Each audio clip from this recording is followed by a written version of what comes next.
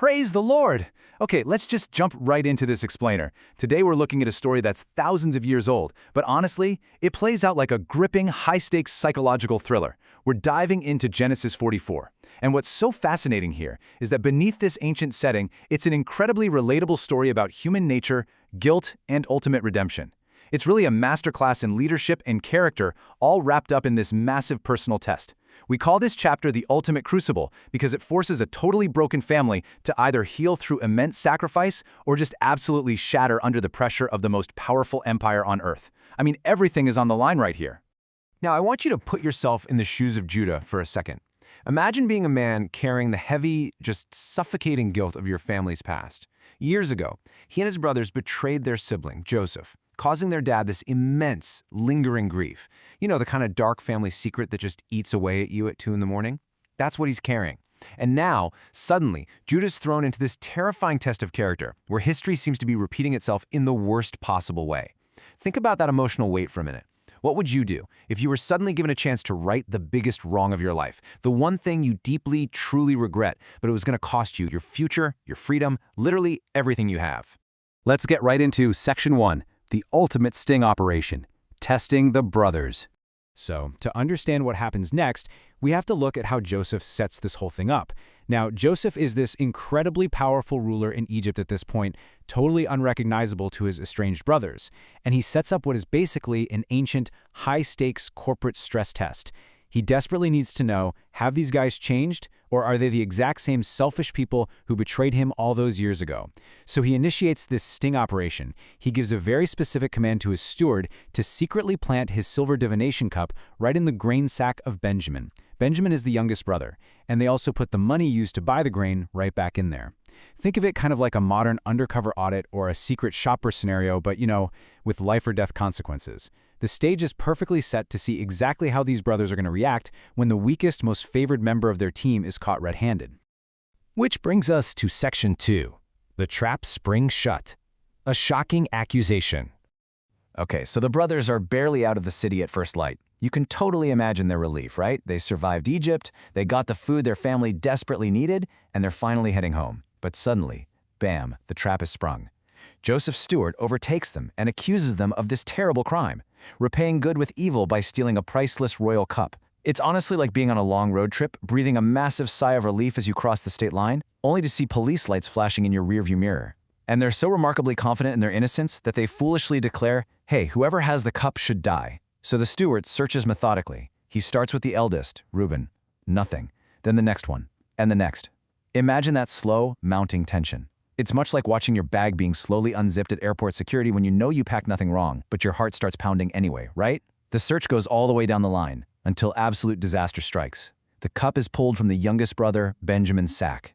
The brothers' immediate reaction is sheer, unadulterated despair. They literally tore their clothes, which was this ancient symbol of ultimate mourning and total devastation. But here is the critical turning point, the real game changer. They don't abandon Benjamin. This is the very first sign that they've truly changed. Instead, they load up their donkeys and take that agonizing, dreadful walk back to the city. Can you even imagine the sheer terror of that return journey? Every single step brings them closer to a man who literally holds their lives and Benjamin's life in the palm of his hand. They're walking back into the palace of the most powerful empire on earth, fully knowing they're facing either execution or a lifetime of brutal slavery. Moving to Section 3, a masterclass in negotiation, speaking truth to power. What follows is one of the most remarkable examples of speaking truth to power you will ever witness. We see this brilliant shift from a panic-stricken, terrifying moment to a deeply empathic, high-stakes hostage negotiation. Judah boldly steps up. He knows they have absolutely no legal defense here. I mean, the evidence was literally in the bag. So he has to try an entirely different strategy. He acknowledges Joseph's immense power, directly comparing him to Pharaoh himself. But instead of arguing facts or demanding a lawyer, he brings the human element right into the room. He carefully recounts the agonizing history of their father, an old man who deeply, fiercely loves Benjamin, the child of his old age. He paints this vivid picture of a fragile, broken family ecosystem for a foreign ruler who, on the surface, shouldn't care at all. And this is where Judah draws a brilliant, just heartbreaking contrast for Joseph. On one side, he presents the unresolved trauma of their dark past. Their father already lost one beloved son who was supposedly torn to pieces. On the other side, he lays out the immediate fatal consequences of the present crisis. If Benjamin doesn't return home today, the sheer shock will literally kill their father. Judah tells Joseph that this loss will bring their father's gray hairs and evil to Sheol. That basically means the old man won't just die. He's going to die of pure, unadulterated sorrow. He'll go to his grave completely broken. Judah then reveals his own personal stake in this entire nightmare. He explains to Joseph that he had become a pledge of safety for Benjamin. He promised his dad, "If I do not bring him back to you, then I shall bear the blame before my father all my life." Think of it kind of like co-signing a massive loan for a high-risk friend, but multiplied by 1,000.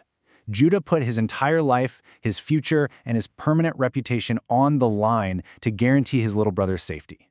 He owns the responsibility completely, leaving himself absolutely no exit strategy if things go sideways. Now for Section 4, the power of substitution, a selfless sacrifice. This builds right to the emotional climax of the story. Up to this point, Judah has just been explaining the situation, setting the stage, and trying to build some empathy. But now, he makes his move, and it gives us a profound, real-world example of what true leadership looks like. A leader stepping in to shield a vulnerable subordinate from a devastating penalty, regardless of who's actually at fault. Judah makes this massive, entirely selfless offer. He says, "Please let your servant remain instead of the boy as a servant to my lord." Judah literally offers his own life and his own freedom as a substitute. He volunteers to become a slave in Egypt forever, just to save his brother and spare his father from a fatal brief. In this one singular moment, he proves to Joseph, beyond a shadow of a doubt, that he is no longer the selfish man who sold his brother into slavery all those years ago. He's now a man willing to sacrifice his very existence to save his family. And that brings us to Section 5, 3 steps for today, practical applications. The history here is incredibly fascinating, but let's extract the meaning from Judah's actions into life lessons we can apply right now, whether we're at work, at home, or just navigating complex relationships. From this explainer, we get 3 highly actionable steps. First up, take radical accountability.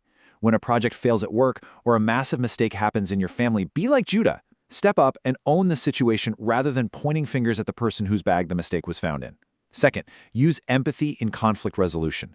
Notice Judah didn't argue the law with Joseph. He appealed to his humanity, sharing the deep emotional stakes.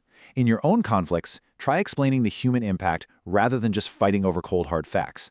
And third, sacrifice for the collective good. Strive to be the kind of leader, parent, or friend who's willing to absorb a penalty or give up your own personal comfort to protect your team and your loved ones.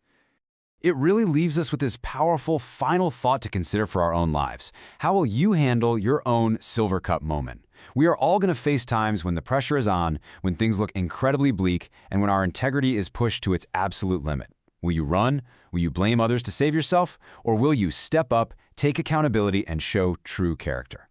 Thank you so much for joining me today for this explainer. If you found this breakdown insightful and helpful, please like, share, and subscribe so we can keep diving into these incredible sources together. See you next time.